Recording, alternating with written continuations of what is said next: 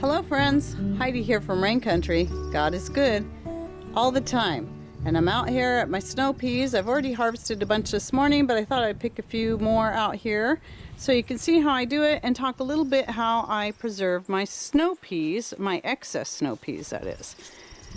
So when by the way, these are about 10 feet tall. Yeah, snow peas are supposed to only get like 4 or 5 feet tall, but here in Rain Country, they will just keep growing and keep getting bigger and keep getting bigger. So anyway, here's a good size one right here. This is about the size. I don't like to let them get much bigger than this. They start to get stringy on the outside. And how I pick them is I just pinch them off just like that.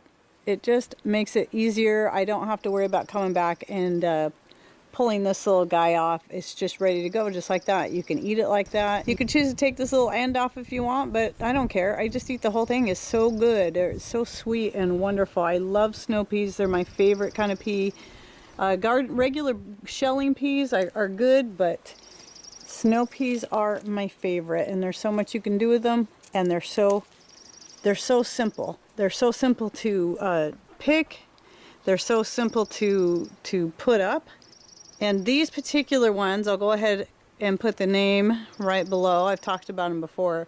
They are turning out to be my favorite so far. I'm loving these. They get so many, the flowers are just beautiful. My other ones always just got white flowers with the occasional pink, but most of the flowers in here are purple, and they'll even start out looking a little blue-ish like this one here. And I just think they're so beautiful.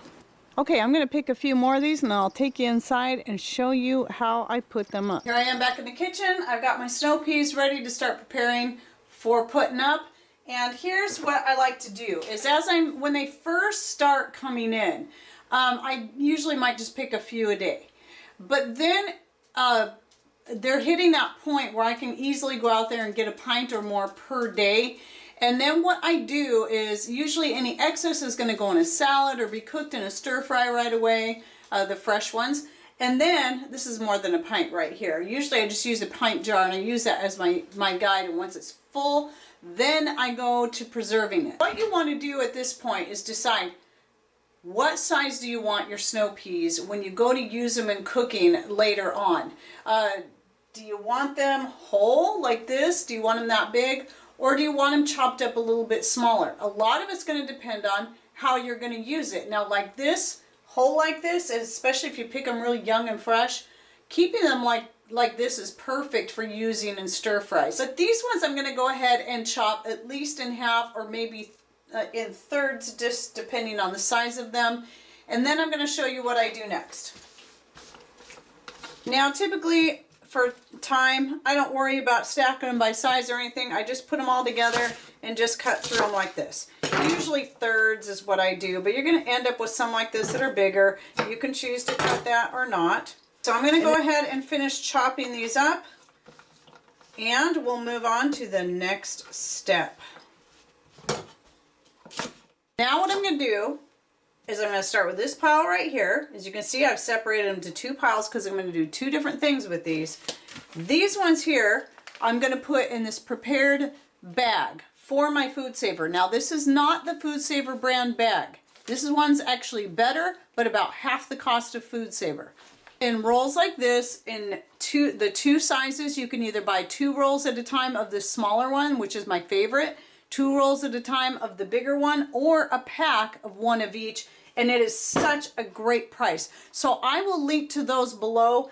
They are so much better than the newer Food Saver bags that have just kind of, it seems like you can't use them again. Where these ones you can use 2 or 3 times, maybe more.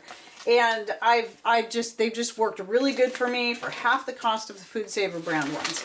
Anyway, I'm just going to put my peas right in here. And I know some of you are going to go, what? You're not going to blanch them first? Nope, absolutely not. And I'll tell you why. After I seal this up. Put it in here and vacuum seal. There they are, nicely sealed. All the air's been vacuumed out.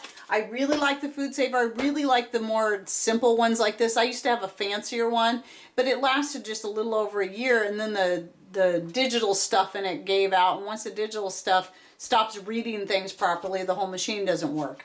So I went back just the very basic one, and I like it so much better. They seem to last longer too. Chest freezers are more economical when it comes to power. And since we try to run our freezers off our solar power year round, chest freezers is the way to go. And then you can also throw blankets over them to insulate them, which is what I do with the one in the house in particular.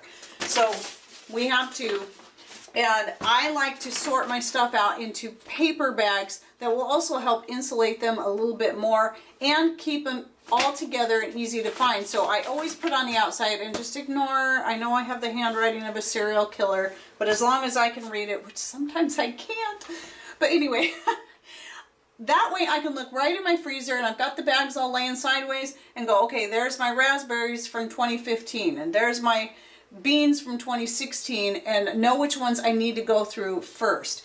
But just in case, I still like to write on here, especially if I haven't started a fresh bag yet. And so what I'll do is I'll just be filling this bag up throughout the season in my freezer and until I'm done putting them up.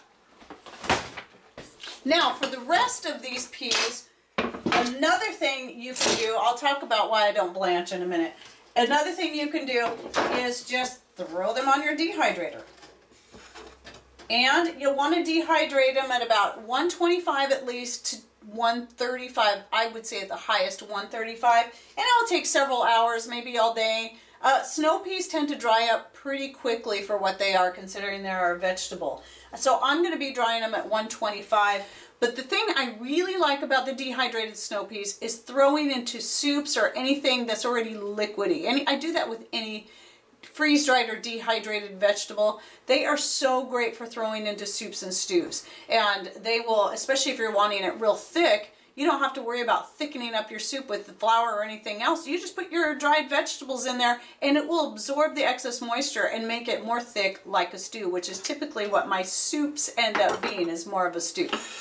And then with the frozen peas, those are best for using in stir fries and things like that. But you can also throw them into your soups, but they're great in casseroles and whatever else you might want to use the snow peas in. Now, here's why I do not blanch. First of all, blanching, when it comes to snow peas at least, and with beans, I find to be an unnecessary step that just takes extra time that I don't have time for with all the stuff that I have going on. I also found that I liked the non-blanched snow peas so much better than the blanched ones.